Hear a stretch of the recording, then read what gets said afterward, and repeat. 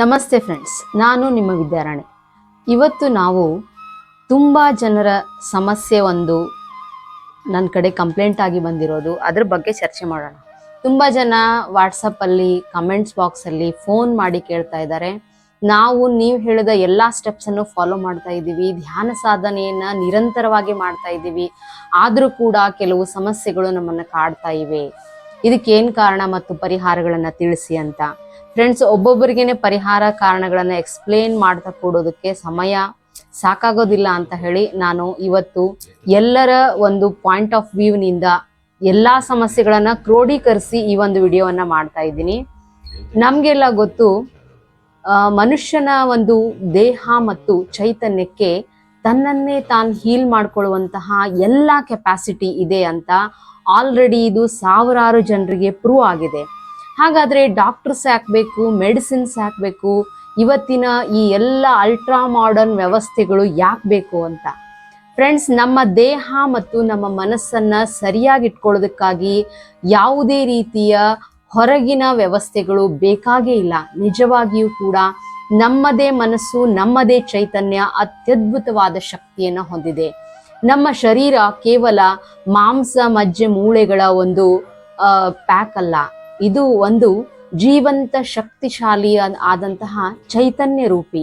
ಹಾಗಾಗಿ ನಾವು ನಮ್ಮ ಶರೀರವನ್ನ, ನಮ್ಮ ಮನಸ್ಸನ್ನ ಚೈತನ್ಯಮಯವಾಗಿಟ್ಕೊಂಡು ದೈಹಿಕ ಆರೋಗ್ಯ ಹಾಗೂ ಮಾನಸಿಕ ಆರೋಗ್ಯಗಳನ್ನು ಕಾಪಾಡ್ಕೊಳ್ಳೋದಕ್ಕೆ ಯಾವ ರೀತಿಯಾಗಿ ನಮ್ಮ ಧ್ಯಾನವನ್ನು ಬಳಸ್ಕೊಳ್ಬೇಕು, ನಾವು ಎಲ್ಲಿ ಎಡುತ್ತಾ ಇದ್ದೀವಿ ಅನ್ನೋದನ್ನ ನೋಡೋಣ. ಇದು ಕೇವಲ ಆಂತರಿಕ ಉಪಚಾರದ ಒಂದು ತಂತ್ರ. ಹಾಗಂದ್ರೆ ಏನು ಅಂತೀರಾ?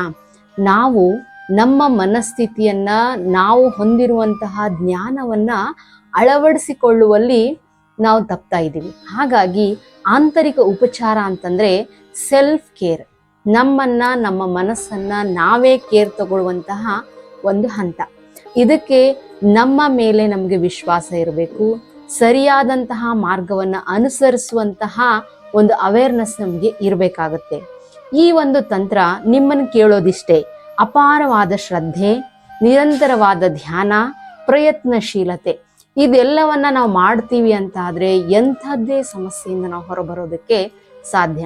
ನಿಮಗೆ ಗೊತ್ತಾ, ನಮ್ಮ ದೇಹ ಲಕ್ಷಾಂತರ ರಾಸಾಯನಿಕ ಕ್ರಿಯೆಗಳನ್ನ ಪ್ರತಿ ಕ್ಷಣಕ್ಕೆ ನಡೆಸ್ತಾ ಇರುತ್ತೆ. ಇದು ಯಾವುದು ನಾವು ಮಾಡ್ತಾ ಇರೋದಿಲ್ಲ. ನಮ್ಮ ದೇಹ ಅಲ್ಟಿಮೇಟ್ ಆಗಿ, ಆಟೋಮ್ಯಾಟಿಕ್ ಆಗಿ ಡಿಸೈನ್ ಆಗಿರೋದೇ ಈ ಎಲ್ಲ ಕ್ರಿಯೆಗಳನ್ನ ತನ್ನ ಹಿಡಿತದಲ್ಲಿ ಇಟ್ಕೊಂಡು ಮಾಡೋದಕ್ಕೆ. ಆದ್ರೆ ನಾವು ಎಷ್ಟೋ ಬಾರಿ, ಎಷ್ಟೋ ಸರ್ತಿ ಚಿಕ್ಕ ಚಿಕ್ಕ ಎಕ್ಸಾಂಪಲ್ಸ್ ಅಲ್ಲಿ ನೋಡಿರ್ತೀವಿ, ನಮಗಾಗಿರುವಂತಹ ಗಾಯಗಳಾಗ್ಲಿ, ಕೆಲವೊಂದಿಷ್ಟು ಅನಾರೋಗ್ಯ ಪರಿಸ್ಥಿತಿಗಳಾಗ್ಲಿ ಒಂದೆರಡು ದಿನಗಳಲ್ಲಿ ವಾಸಿ ಆಗ್ಬಿಟ್ಟಿರುತ್ತವೆ. ಅದಕ್ಕೆ ಕಾರಣಗಳು ಹಲವಾರು ಇರುತ್ತವೆ, ಆದ್ರೆ ಕಂಡ್ಕೊಂಡಿರೋದಿಲ್ಲ. ದೇಹ ತಂತಾನೆ ಇದನ್ನ ವಾಸಿ ಮಾಡ್ಕೊಂಡಿರೋದನ್ನ ನಾವು ಅನುಭವಿಸಿರ್ತೀವಿ. ನಾವು ಇಲ್ಲಿ ದೈಹಿಕ ಸ್ತರದಲ್ಲಿ ಮಾತ್ರ ಆಲೋಚನೆಯನ್ನ ಮಾಡದೇನೆ ಚೈತನ್ಯದ ಸ್ತರದಲ್ಲಿ ಆಲೋಚನೆ ಮಾಡ್ಬೇಕಾಗಿರುತ್ತೆ. ಪ್ರಕೃತಿಗೆ ಒಂದು ನಿಯಮ ಇದೆ. ಏನು ಅಂತಂದ್ರೆ, ಪ್ರತಿನಿತ್ಯ ನೂತನವಾಗಿ ಪುನರ್ನಿರ್ಮಾಣ ಮಾಡುವಂಥದ್ದು ಪ್ರಕೃತಿಯ ಕಣಕಣದಲ್ಲೂ ಜೀವಂತಿಕೆಯ ಲಕ್ಷಣವಾಗಿದೆ. ಇದು ಮನುಷ್ಯನಲ್ಲಿ ಮಾತ್ರ ಅಲ್ಲ, ಎಲ್ಲ ಪ್ರಾಣಿ, ಪಕ್ಷಿ, ಸಸ್ಯ, ಕೀಟ ಸಂಕುಲ, ಎಲ್ಲ ಜೀವ ಸಂಕುಲಗಳಲ್ಲೂ ಇದು ನಡೀತಾನೆ ಇರುತ್ತೆ. ಯಾವತ್ತೂ ಯಾವ ಸೆಕೆಂಡು ಕೂಡ ಒಂದು ಜೀವಿ ಹಿಂದಿನ ಸೆಕೆಂಡಿನ ಹಾಗೆ ಇರೋದಿಲ್ಲ. ಪ್ರತಿನಿತ್ಯ ನೂತನವಾಗಿ ಪ್ರತಿ ಜೀವಿಯಲ್ಲಿ ಪುನರ್ನಿರ್ಮಾಣ ಕಾರ್ಯ ನಡೆದೇ ಇರುತ್ತೆ. ಆದ್ರೆ ಇದು ಸ್ವಯಂ ನಿರ್ಮಾಣ ಅನ್ನೋದು ನಮಗೆ ಗೊತ್ತಿರಂಗಿಲ್ಲ. ಪುನರ್ನಿರ್ಮಾಣ ಕಾರ್ಯ ಪ್ರಕೃತಿಬದ್ಧವಾಗಿ ನಡೀತಿರೋದ್ರ ಜೊತೆಗೆ ಇಲ್ಲಿ ಸ್ವಯಂ ನಿರ್ಮಾಣದ ಒಂದು ಕಾರ್ಯ ನಡೀತಾ ಇರುತ್ತೆ. ಮೊದಲಿನಿಂದಲೂ ನಮ್ಮೊಳಗಿದೆ ಇದು. ನಾವು ಈ ನೈಸರ್ಗಿಕ ಶಕ್ತಿಗೆ ಸಹಾಯ ಕೊಡ್ತಾ ಇದ್ದೀವ ಅಥವಾ ವಿರೋಧ ಮಾಡ್ತಾ ಇದ್ದೀವ ಅನ್ನೋದು ಇಲ್ಲಿ ಆಲೋಚನೆ ಮಾಡಬೇಕಾಗಿರುವಂತಹ ಒಂದು ಸಂಗತಿ. ನಿಮಗೆ ಗೊತ್ತೇ, ನಮ್ಮ ವಿಚಾರಗಳೇ ಶಕ್ತಿ, ನಮ್ಮ ವಿಚಾರಗಳೇ ಔಷಧಿ. ಶರೀರ ಮನಸ್ಸಿನಿಂದ ನಿರ್ಮಾಣ ಆಗುತ್ತೆ. ನಾವು ಅನ್ಕೊಳ್ತೀವಿ ಶರೀರ ಊಟದಿಂದ ನಿರ್ಮಾಣ ಆಗುತ್ತೆ, ಬಾಹ್ಯ ವಸ್ತುಗಳಿಂದ ನಿರ್ಮಾಣ ಆಗುತ್ತೆ ಅಂತ. ಆದರೆ ಶರೀರ ನಿರ್ಮಾಣ ಆಗೋದೇ ನಮ್ಮೆಲ್ಲರ ಆಲೋಚನೆಗಳಿಂದ. ಇಲ್ಲಿ ಒಂದು ಎಕ್ಸಾಂಪಲ್ ನನಗೆ ನೆನಪಾಗ್ತಾ ಇದೆ. ನಿಮ್ಗೆಲ್ಲರಿಗೂ ಗೊತ್ತು, ಪರಮಹಂಸ ಯೋಗಾನಂದ ಅಂತ. ಅವರನ್ನು ನಾವು ಯೋಗಿ ಅಂತ ಕೂಡ ಕರಿತೀವಿ. ಅವರ ಗುರುಗಳು ಯುಕ್ತೇಶ್ವರ ಗಿರಿಯವರು. ಅವರಿಗೆ ಒಂದು ಬಾರಿ ಟೈಫಾಯ್ಡ್ ರೋಗ ಆಗಿರುತ್ತೆ. ಆಗ ಅವರು ಟೈಫಾಯ್ಡ್ ರೋಗದಿಂದ ಬಳಲಿ ತುಂಬಾನೇ ಕೃಶವಾಗಿ ಹಲವಾರು ಕೆಜಿಗಳ ತೂಕವನ್ನ ಕಳೆದುಕೊಂಡ್ಬಿಟ್ಟಿರ್ತಾರೆ. ಆಗ ಅವರು ಎಷ್ಟು ಸಿದ್ಧಿ ಪುರುಷರು ಎಲ್ಲವನ್ನ ಕಂಡುಕೊಂಡಿರುವಂಥವ್ರು. ಅವರು ತಮ್ಮ ಈ ಒಂದು ಸಮಸ್ಯೆಗೆ ಪರಿಹಾರವನ್ನು ಹುಡುಕ್ತಾ ತಮ್ಮ ಗುರುಗಳಾದಂಥ ಅಂದ್ರೆ ಯುಕ್ತೇಶ್ವರ ಗಿರಿಯವರು ತಮ್ಮ ಗುರುಗಳಾದ ಲಾಹಿರಿ ಮಹಾಶಯವರ ಬಳಿಗೆ ಹೋಗ್ತಾರೆ. ಲಾಹಿರಿ ಮಹಾಶಯವರು ಹೇಳ್ತಾರೆ, ನೀನು ನಾಳೆಗೇನೆ ಹುಷಾರಾಗಿ ಬಿಡ್ತಿ, ನಿನ್ನಲ್ಲಿ ಆ ಶಕ್ತಿ ಇದೆ ಅಂತ ಹೇಳಿ ಕಳಿಸ್ತಾರೆ. ನಿಜವಾಗಿಯೂ ಕೂಡ ಮಾರನೇ ದಿನವೇ ಯುಕ್ತೇಶ್ವರ ಗಿರಿಯವರಿಗಿದ್ದಂತಹ ಅನಾರೋಗ್ಯ ಸಂಪೂರ್ಣ ವಾಸಿ ಆಗ್ಬಿಡುತ್ತೆ. ಆಗ ಅವರಿಗೆ ಆಶ್ಚರ್ಯ ಆಗುತ್ತೆ, ಇದರ ಹಿಂದಿರೋ ಮರ್ಮ ಏನು? ನಾನು ಎಷ್ಟು ಸಾಧನೆ ಮಾಡಿದ್ರು ಕೂಡ ವಾಸಿ ಆಗದೆ ಇರೋದು ಅವ್ರು ಹೇಳಿದಾಗ ಯಾಕೆ ವಾಸಿ ಆಯಿತು ಅಂತ ತಿಳ್ಕೊಳ್ಳೋದಕ್ಕಂತ ವಾಪಸ್ ಹೋಗ್ತಾರೆ. ಆಗ ಲಾಹಿರಿ ಮಹಾಶಯವರು ಹೇಳ್ತಾರೆ, ನಾನು ಹೇಳಿದ ಧನಾತ್ಮಕ ಮಾತು ನಿನ್ನ ಮೇಲೆ ಪ್ರಭಾವ ಬೀರ್ತು, ಹಾಗಾಗಿ ನೀನು ಅದನ್ನೇ ನಂಬದೆ ನಿನ್ನ ದೇಹದ ಕಣಕಣದಲ್ಲೂ ಧನಾತ್ಮಕತೆಯೇ ತುಂಬಿಕೊಳ್ತು, ಹಾಗಾಗಿ ನೀನು ವಾಸಿಯಾದೆ. ಹೇಗೆ ಧನಾತ್ಮಕತೆ ನಿನ್ನ ಮೇಲೆ ಪ್ರಭಾವ ಬೀರುತ್ತೋ ಹಾಗೆಯೇ ಋಣಾತ್ಮಕತೆಯು ಕೂಡ ನಿನ್ನ ಮೇಲೆ ಇಷ್ಟೇ ಪ್ರಭಾವ ಬೀರುತ್ತೆ. ನಿನ್ನಲ್ಲಿನ ಆಲೋಚನೆಗಳು, ಹೊರಗಿನಿಂದ ಬಂದಂಥ ಅಭಿಪ್ರಾಯಗಳು, ಈ ಥರದ ಒಂದು ಪ್ರಭಾವ ನಿನ್ನ ಮೇಲೆ ಆಗುತ್ತೆ ಅಂತ ಹೇಳಿದಾಗ ಇದನ್ನೇ ಆಲೋಚನೆ ಮಾಡ್ತಾ ಯುಕ್ತೇಶ್ವರ ಗಿರಿಯವರು ಮತ್ತೆ ತಮ್ಮ ಕುಟೀರಕ್ಕೆ ಹೋಗ್ತಾರೆ. ಮಾರನೇ ದಿನ ಮತ್ತೆ ಅನಾರೋಗ್ಯ ಸಮಸ್ಯೆ ಅವರನ್ನ ಕಾಡುತ್ತೆ. ಇದರಿಂದ ಏನ್ ನಾವು ತಿಳ್ಕೋಬೇಕು ಅಂತಂದ್ರೆ, ನಾವು ಒಳ ತೆಗೆದುಕೊಳ್ಳುವಂತಹ ಪೋಷಿಸುವಂತಹ ಆಲೋಚನೆಗಳು ನಮ್ಮ ದೇಹವನ್ನ ಆಟೋಮ್ಯಾಟಿಕ್ ಆಗಿ ನಿರ್ಮಾಣ ಮಾಡತ್ವೆ. ಆಗ ಅವರು ದೃಢ ಸಂಕಲ್ಪವನ್ನ ಮಾಡ್ಕೊಳ್ತಾರೆ, ನಾನು ಸಂಪೂರ್ಣವಾಗಿ ಆರೋಗ್ಯವಾಗಿ ಆನಂದವಾಗಿ ಸದೃಢವಾಗಿದ್ದೀನಿ ಅಂತ. ಕೆಲವೇ ದಿನಗಳಲ್ಲಿ ಅವರು ಕಳೆದುಕೊಂಡಂತಹ ಸುಮಾರು 22 kg ತೂಕ ಅವರ ದೇಹಕ್ಕೆ ವಾಪಸ್ ಬರುತ್ತೆ. ಅವರು ತುಂಬಾ ಸದೃಢ ಕಾಯರಾಗಿ ಸಾಕಷ್ಟು ವರ್ಷ ಸಾಧನೆಗಳನ್ನ ಮಾಡಿ ಇತಿಹಾಸವನ್ನ ನಿರ್ಮಾಣ ಮಾಡ್ತಾರೆ.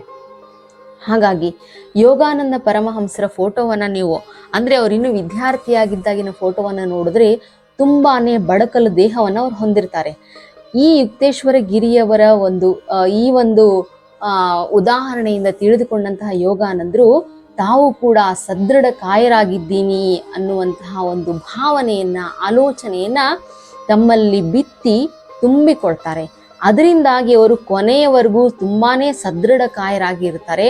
ಊಟ ಸಿಗದ ಹೊತ್ತಲ್ಲೂ ಕೂಡ, ಎಷ್ಟೋ ದಿನಗಳ ಕಾಲ ಉಪವಾಸ ಇದ್ದ ಹೊತ್ತಲ್ಲೂ ಕೂಡ ಅವರದ್ದು ಒಂದೇ 1 ಗ್ರಾಮ್ ತೂಕ ಕಡಿಮೆ ಆಗದ ಹಾಗೆ ಅವರ ದೇಹ ತನ್ನನ್ನೇ ತಾನು ಮ್ಯಾನೇಜ್ ಮಾಡ್ಕೊಳ್ಳುತ್ತೆ. ಇದನ್ನೇ ನಾವು ಒಂದು ಜೈವಿಕ ಸಾಫ್ಟ್ವೇರ್ ಅಂತ ಕರಿತೀವಿ. ನಮ್ಮ ಬಾಡಿಗೆ ಹೊರಗಡೆಯಿಂದ ಕಾಣುವಂತ ದೇಹಕ್ಕೆ ಒಳಗಡೆ ಇರೋ ಸಾಫ್ಟ್ವೇರೇ ನಮ್ಮ ಆಲೋಚನೆಗಳು. ನಾವು ಯಾವಾಗ ವಿಶ್ವಾಸದಿಂದ, ಧನಾತ್ಮಕತೆಯಿಂದ, ಪಾಸಿಟಿವ್ ಆಗಿ ಆಲೋಚನೆಗಳನ್ನು ನಮ್ಮ ಮನಸ್ಸಿಗೆ ಕೊಡ್ತಾ ಹೋಗ್ತೀವೋ ದೇಹ ತನ್ನನ್ನು ತಾನು ಹೀಲ್ ಮಾಡ್ಕೊಳ್ತಾ ಹೋಗುತ್ತೆ. ನಿಮಗೆ ಗೊತ್ತೇ, ಶಕ್ತಿಶಾಲಿ ವಿಚಾರಗಳನ್ನ ನಾವು ನಂಬೋದೇ ನಿಜವಾದ ಚಮತ್ಕಾರ. ಸ್ವಯಂ ನಮ್ಮ ಮೇಲೆ ನಾವು ನಂಬಿಕೆ ಇರಿಸುವುದೇ ದಿವ್ಯ ಔಷಧಿ ಅಂತ. ಹಾಗಾಗಿ ಈ ಒಂದು ನಮ್ಮಲ್ಲಿರ್ತಕ್ಕಂಥ ಅತ್ಯದ್ಭುತವಾದ ಶಕ್ತಿಯನ್ನ ಜಾಗೃತವಾಗಿ ಇರಿಸ್ಕೊಳ್ಳಿಕ್ಕೆ ನಾವೇನ್ ಮಾಡಬೇಕು ಅಂತಂದ್ರೆ, ಕೇವಲ 3 ಟಿಪ್ಸನ್ನ ನೀವು ಅನುಸರಿಸಿದ್ರೆ ಸಾಕು. ನೀವು ನಿಮ್ಮಲ್ಲಿರ್ತಕ್ಕಂತಹ ಈ ಅದ್ಭುತವಾದ ಶಕ್ತಿಯನ್ನ ಕೊನೆಯವರೆಗೂ ಅಂದ್ರೆ ನಿಮ್ಗೆ ಎಷ್ಟು ವರ್ಷ ಬೇಕು ಅಷ್ಟು ವರ್ಷಗಳ ಕಾಲ ನೀವು ಇದನ್ನ ಕಾಪಾಡ್ಕೊಂಡು ಹೋಗಬಹುದು. ಮೊದಲನೇ ಟಿಪ್ ಏನಪ್ಪಾ ಅಂತಂದ್ರೆ, ಮೈಂಡ್ಫುಲ್ ಮೆಡಿಟೇಷನ್ ಅಂದ್ರೆ ಧ್ಯಾನ. ಎಂತಹ ಧ್ಯಾನ ಗೊತ್ತೇ? ಮನಪೂರ್ಣವಾದಂತಹ ಧ್ಯಾನ. ನೀವು ಒಂದು ಚಿಕ್ಕ ಚಿಕ್ಕ ಕೆಲಸಗಳನ್ನು ಕೂಡ ಮೈಂಡ್ಫುಲ್ ಆಗಿ ಮಾಡಿದ್ರೆ ಮಾತ್ರ ಅದರಿಂದ ಮನಸ್ಸಿಗೂ ನೆಮ್ಮದಿ, ಜೊತೆಗೆ ಸಕ್ಸಸ್ ಕೂಡ ಸಿಗುತ್ತೆ. ಹಾಗೆ ಧ್ಯಾನವನ್ನು ನಾವು ಕಲ್ತಿರ್ತೀವಿ, ಅದರಿಂದ ಲಾಭವನ್ನು ಹೊಂದಿರ್ತೀವಿ, ಸಂಪೂರ್ಣ ಜ್ಞಾನವನ್ನು ಹೊಂದಿರ್ತೀವಿ. ಆದರೆ ಎಲ್ಲೋ ನಮ್ಮಲ್ಲಿ ಆಲೋಚನೆಗಳ ಪ್ರಭಾವ, ಇತರರ ಪ್ರಭಾವ, ಜೊತೆಗೆ ವಾಸಿ ಆದ್ಮೇಲೆ ಯಾವಾಗಲೂ ಒಂದು ಬೆಳೆದು ಹೋದಂಥ ಅಸಡ್ಡೆ, ಇದು ನಮ್ಮ ನಿಜವಾದ ಶಕ್ತಿಯಿಂದ ಸ್ವಲ್ಪ ದೂರ ಕರೆದುಕೊಂಡು ಹೋಗುತ್ತೆ. ಹಾಗಾಗಿ ಮೈಂಡ್ಫುಲ್ ಮೆಡಿಟೇಷನ್, ಪ್ರತಿದಿನ ನೀವು ಮಾಡುವ ಧ್ಯಾನ ಪ್ರತಿ ಸೆಕೆಂಡು ಕೂಡ ಮೈಂಡ್ಫುಲ್ ಆಗಿ ಇರುವಂತೆ ನೋಡ್ಕೊಳ್ಬೇಕು. ಮನಸ್ಸು ಧ್ಯಾನಕ್ಕೆ ಸಂಪೂರ್ಣವಾಗಿ ಶರಣಾಗುವಂತೆ ನೀವು ನಿಮ್ಮ ಒಂದು ಆಲೋಚನೆಗಳನ್ನು, ನಿಮ್ಮ ಒಂದು ವರ್ತನೆಗಳನ್ನು, ನಿಮ್ಮ ಒಂದು ಡೌನ್ ಟು ಅರ್ತ್ ಆದಂತಹ ಬಿಹೇವಿಯರ್ನ ಕಾಪಾಡ್ಕೋಬೇಕು. ಯಾವಾಗ ಅಹಂ ನಮ್ಮನ್ನು ಬಾಧಿಸುತ್ತೋ ಆಗೆಲ್ಲ ನಾವು ಧ್ಯಾನದಿಂದ ದೂರ ಹೋಗ್ತೀವಿ ಫ್ರೆಂಡ್ಸ್. ಹಾಗಾಗಿ ಅಹಂಕಾರವಿಲ್ಲದ ಬದುಕನ್ನು ರೂಢಿಸಿಕೊಳ್ಳೋದಕ್ಕೆ ಮೈಂಡ್ಫುಲ್ನೆಸ್ ಮೆಡಿಟೇಷನನ್ನು ಮಾಡೋದಕ್ಕೆ ಸಹಾಯ ಆಗೋ ಹಾಗೆ ನಾವು ನಮ್ಮನ್ನು ಇಟ್ಕೊಳ್ಬೇಕು. ಇನ್ನು ಎರಡನೇದ್ದು ಕಲ್ಪನಾ ಶಕ್ತಿಯನ್ನು ಸರಿಯಾಗಿ ಬಳಸ್ಕೊಳ್ಬೇಕು. ಇದನ್ನೇ ನಾವು ಅಫರ್ಮೇಷನ್ ಅಂತ ಕರಿತೀವಿ, ವಿಜುವಲೈಸೇಷನ್ ಅಂತ ಕರಿತೀವಿ. ನಾವು ಮಾಡಿಕೊಳ್ಳುವಂತಹ ಕಲ್ಪನೆ ಅದು ನಮ್ಮ ಒಂದು ಮನಸ್ಸಿಗೆ ರಿಯಾಲಿಟಿ ಯಾವುದು, ಕಲ್ಪನೆ ಯಾವುದು ಅನ್ನೋ ವ್ಯತ್ಯಾಸವೇ ಇರೋಲ್ಲ. ಹಾಗಾಗಿ ಸದಾ ಒಳ್ಳೆಯ ಕಲ್ಪನೆಗಳಲ್ಲಿ ಬದುಕೋದನ್ನು ಕಲಿಬೇಕು. ಕನಸುಗಳು, ಅದು ಹಗಲುಗನಸು ನನಸು ಆಗುತ್ತೋ ಬಿಡುತ್ತೋ ಅದು ಯಾವುದನ್ನು ನೀವು ಆಲೋಚನೆ ಮಾಡಬಾರ್ದು. ಕೇವಲ ಸುಂದರವಾದ ಕಲ್ಪನೆಗಳನ್ನು ಪ್ರತಿನಿತ್ಯ ಆ ಕ್ಷಣ ನಿಮ್ಮ ಮುಂದೆ ಅದು ನಡೀತಾ ಇದೆ ಅನ್ನೋದನ್ನ, ಆ ಸಂತೋಷವನ್ನು ಅನುಭವಿಸ್ತಾ ಹೋಗಬೇಕು. ಕಲ್ಪನೆಗಿರುವ ಶಕ್ತಿ ಜಗತ್ತಿನಲ್ಲಿ ಮತ್ಯಾವುದಕ್ಕೂ ಇಲ್ಲ. ಹಾಗಾಗಿ ಕಲ್ಪನಾ ಶಕ್ತಿಯನ್ನು ಸರಿಯಾಗಿ ಬಳಸ್ಕೊಂಡ್ರೆ ನಾವು ಖಂಡಿತ ನಮ್ಮಲ್ಲಿರ್ತಕ್ಕಂತಹ ದಿವ್ಯವಾದ ಶಕ್ತಿಗಳನ್ನು ಸರಿಯಾಗಿ ಬಳಸ್ಕೊಳ್ಳೋದಕ್ಕೆ ಸಾಧ್ಯ ಆಗುತ್ತೆ. ಇನ್ನು ಮೂರನೇ ಟಿಪ್ ಏನಪ್ಪ ಅಂತಂದರೆ, ನಿಮಗೆ ಸಮಯ ಸಿಕ್ಕಾಗಿಲ್ಲ, ನೀವು ಫ್ರೀ ಅಂತ ಅನ್ನಿಸ್ದಾಗಿಲ್ಲ, ಇನ್ಯಾವುದೋ ಹೊರಗಿನ ಸರಿಯಲ್ಲದ ಆಲೋಚನೆಗಳನ್ನು, ಕಸವನ್ನು ನಿಮ್ಮ ತಲೆಯಲ್ಲಿ ತುಂಬಿಕೊಳ್ಳೋ ಬದಲು ನೀವು ಶ್ವಾಸವನ್ನು ನಿಯಮಿತವಾಗಿ ಗಮನಿಸೋದನ್ನು ಕಲಿಬೇಕು. ಇದರಿಂದ ಶ್ವಾಸವನ್ನು ನಿಯಮಿತವಾಗಿ ಗಮನಿಸೋದ್ರಿಂದ ನಮ್ಮಲ್ಲಿ ಪ್ರಾಣಶಕ್ತಿ ಹೆಚ್ಚಾಗುತ್ತೆ, ಹೈ ಆಕ್ಸಿಜನೇಟೆಡ್ ಬಾಡಿ ನಮ್ದಾಗುತ್ತೆ. ಜೊತೆಗೆ ಆಲೋಚನಾರಹಿತ ಸ್ಥಿತಿಯಲ್ಲಿ ಹೆಚ್ಚು ಕಾಲ ಇರಲಿಕ್ಕೆ ಸಹಾಯ ಆಗುತ್ತೆ. ಧ್ಯಾನದ ಸ್ಥಿತಿಯಲ್ಲಿ ಮಾತ್ರ ಹಾಗಿರಬೇಕು ಅಂತೇನಿಲ್ಲ. ಸರಿಯಲ್ಲದ ಆಲೋಚನೆಗಳಿಗೆ ಅವಕಾಶ ಕೊಡದಂತೆ ನಮ್ಮ ಫ್ರೀ ಟೈಮನ್ನು ಉಪಯೋಗಿಸ್ಕೊಳ್ಳೋದನ್ನು ಕಲಿಬೇಕು. ಇದು ಒಂದು ಶಕ್ತಿಶಾಲಿ ತಂತ್ರ ಕೂಡ. ಈ 3 ಟಿಪ್ಸನ್ನು ಸರಿಯಾಗಿ ನೀವು ಬಳಸ್ಕೊಳ್ಳಲು ನಾವು ಯಶಸ್ವಿ ಆದ್ವಿ ಅಂತಂದರೆ ನಾವು ಯಾವತ್ತೂ ಸಾಧನೆಯ ಹಾದಿಯಲ್ಲಿ ಎಡವೋದಿಲ್ಲ, ಎಂದು ಮತ್ತೆ ಮತ್ತೆ ಸಮಸ್ಯೆಗಳು ರಿಪೀಟ್ ಆಗಿ ನಮ್ಮನ್ನು ಬಾಧಿಸೋದಿಲ್ಲ. ಹಾಗಾಗಿ ನಾವು ಈ ತಂತ್ರಗಳನ್ನು ಸರಿಯಾಗಿ ಬಳಸ್ಕೊಳ್ತಿದ್ದೀವ ಅನ್ನೋದನ್ನು ಸ್ವಲ್ಪ ರೀಚೆಕ್ ಮಾಡ್ಕೋಬೇಕು.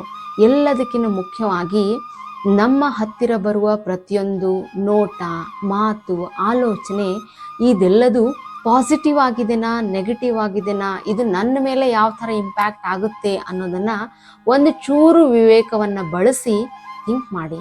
ಅದು ನಿಮ್ಮ ವ್ಯಕ್ತಿತ್ವ, ನಿಮ್ಮ ಸಾಧನೆಗೆ ಪೋಷಿತ ಆಗೋದಾದರೆ ಮಾತ್ರ ಅದನ್ನು ಒಳಗ್ಬಿಡಿ ಅಥವಾ ಸ್ವೀಕಾರ ಮಾಡಿ. ಇಲ್ಲದೆ ಹೋದರೆ ಅದನ್ನು ಅವಾಯ್ಡ್ ಮಾಡೋದನ್ನು ಕಲಿಬೇಕು. ತುಂಬ ಸಂಗತಿಗಳಲ್ಲಿ ಅಥವಾ ತುಂಬ ಸಾಧನೆ ಹಾದಿಯಲ್ಲಿ ಮುಂದುವರಿಬೇಕಾದ್ರೆ ಕೆಲವೊಂದಿಷ್ಟು ಸಂಗತಿಗಳನ್ನು ಅವಾಯ್ಡ್ ಮಾಡೋದೇ ಬೆಟ್ರು. ವಾದ ಮಾಡೋದಕ್ಕಿಂತ, ನಾನೇ ಶ್ರೇಷ್ಠ ಅನ್ನೋದಕ್ಕಿಂತ, ನನಗೆ ಪೋಷಿತವಲ್ಲದ ಯಾವುದೇ ವಿಚಾರ, ವಸ್ತು, ಸಂಗತಿ, ಮಾತು ಇದು ನನ್ನ ಎದುರುಗಡೆ ಬಂದಾಗ ಜಸ್ಟ್ ಅವಾಯ್ಡ್ ಇಟ್. ಇದರಿಂದ ನಾವು ತುಂಬಾ ಎನರ್ಜಿಯನ್ನು ಸೇವ್ ಮಾಡಿಕೊಳ್ಳುವಲ್ಲಿ ಸಫಲರಾಗ್ತೀವಿ ಫ್ರೆಂಡ್ಸ್. ಜೊತೆಗೆ ದಿವ್ಯ ಆರೋಗ್ಯವನ್ನು ನಾವು ಅನುಭವಿಸೋದಕ್ಕೆ ಸಾಧ್ಯ. ನಾವು ಪ್ರತಿನಿತ್ಯ ದಿವ್ಯ ಆರೋಗ್ಯದಿಂದ, ದಿವ್ಯವಾದ ಆನಂದದಿಂದ ಬದುಕ್ತಿದ್ದೀವಿ ಅನ್ನುವಂತಹ ಒಂದು ಸೆಲ್ಫ್ ಟಾಕನ್ನು, ನಮ್ಮಷ್ಟಕ್ಕೆ ನಾವೇ ಈ ಮಾತುಗಳನ್ನು ಮತ್ತೆ ಮತ್ತೆ ಹೇಳ್ಕೊಳ್ತಾ ಹೋದ್ವಿ ಅಂತಂದರೆ ನಮಗೆ, ನಮ್ಮ ಮನಸ್ಸಿಗೆ ಇದೇ ರೂಟೀನ್ ಆಗಿಬಿಡುತ್ತೆ. ಆಗ ಅದನ್ನು ನಂಬೋದಕ್ಕೆ ಶುರು ಮಾಡುತ್ತೆ. ಹೌದು, ನಾನು ದಿವ್ಯ ಆರೋಗ್ಯವನ್ನು ಹೊಂದಿದ್ದೀನಿ, ನಾನು ಪರಿಪೂರ್ಣವಾಗಿದ್ದೀನಿ, ನನ್ನ ಆನಂದ ತುಂಬಾ ದಿವ್ಯವಾಗಿದೆ, ಇದನ್ನು ಯಾರೂ ಕಿತ್ಕೊಳ್ಳಲು ಸಾಧ್ಯವೇ ಇಲ್ಲ, ಇದು ನನ್ನಲ್ಲೇ ಹುಟ್ಟಿ ನನ್ನಲ್ಲೇ ಬೆಳೆದು ನನ್ನನ್ನೇ ಆವರಿಸಿದೆ ಅನ್ನುವಂತಹ ಒಂದು ನಂಬಿಕೆಯನ್ನು ನಾವು ಬೆಳೆಸ್ಕೊಂಡಾಗ ನಾವು ಶರೀರ ಸ್ತರದಿಂದ ಉನ್ನತವಾಗಿ ಚೈತನ್ಯ ಸ್ತರದಲ್ಲಿ ಸಂತೋಷವನ್ನು ಅನುಭವಿಸೋದನ್ನು ಕಲ್ತ್ವಿ ಅಂತಂದರೆ ಎಂಥದ್ದೇ ಸಮಸ್ಯೆಗಳು ಸಾಧನೆಯ ಹಾದಿಯಲ್ಲಿ ನಿಮ್ಮನ್ನು ತಡೆಗಟ್ಟೋದಕ್ಕೆ ಸಾಧ್ಯನೇ ಇಲ್ಲ.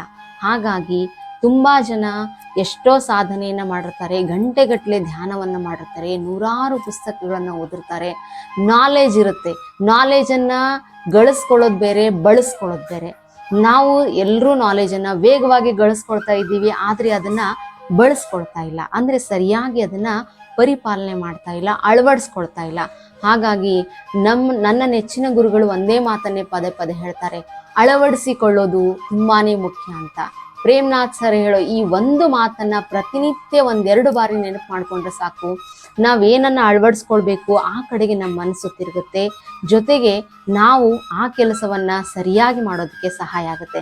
ಫ್ರೆಂಡ್ಸ್, ಈ ಮಾಹಿತಿ ನಿಮ್ಗೆಲ್ಲರಿಗೂ ಅವಶ್ಯಕತೆ ಇತ್ತು, ಇದು ನಿಮಗೆ ಯೂಸ್ ಆಗಿರುತ್ತೆ ಅಂತ ನಾನು ಅಂದ್ಕೊಳ್ತೀನಿ.